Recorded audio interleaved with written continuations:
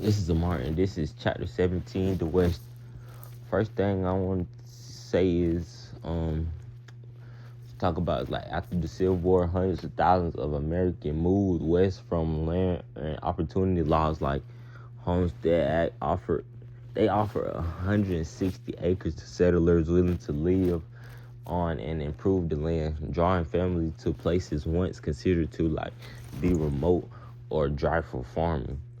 Railroads, especially the transcontinental railroads, often travel and commerce across the continent. Miners also rushed to western territories after gold and silver strikes, and Mormon communities settled in Utah seeking religious freedom.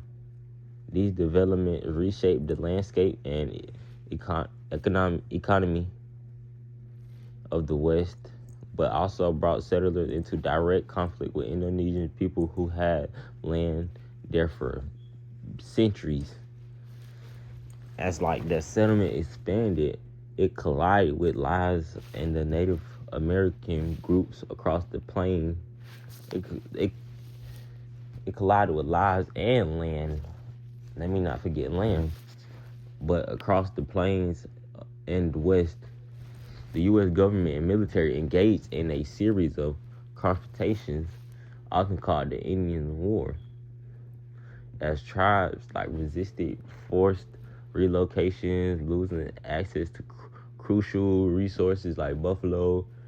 There were violent episodes such as like the Sand Creek Massacre and battles like Little Bighorn, where leaders like Sitting Bull and Crazy Horse resisted U.S. troops. Eventually, most Native people were confined to reservations and lost vast amounts of their homeland.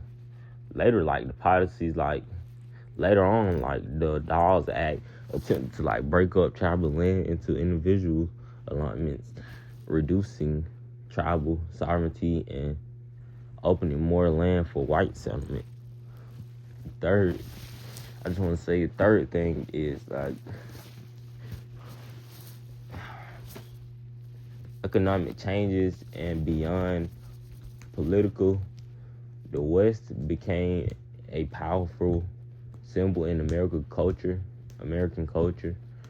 Like the Wild West shows, rodeos, and dime novels helped create a romanticized version of frontier life, complete with cowboys, Native Americans, and rugged landscapes that often obscured the real hardships and conflicts experienced there. Figures like Buffalo Bill Cowdery popularized this myth west across the U.S. and even internationally. Historian Frederick Jackson Turner later argued that the frontier shaped the American chapter and democratic spirit in his influential frontier thesis, even as the physical frontier closed by the end of the century, though.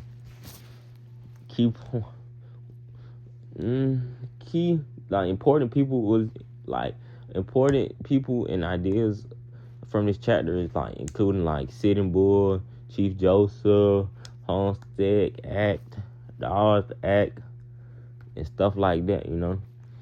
Personally, what stood out to me in this chapter was how the idea of the West as like a land of opportunity often came at high human cost, especially for Native people. It showed how economic expansion, government policies, and cultural myth making all work together to create a very different image of like the West than what many people actually experience there, you know. But like overall, chapter 17 illustrates and shows how the American West was transformed through migration, conflict, and cultural meaning, reshaping the nation's identity in the process. And I just want to say thank you for watching, and I also like to say, from a land like it was dominated by Indonesian people to a region shaped by settlers, railroads, new economies, and stuff like that. And yeah.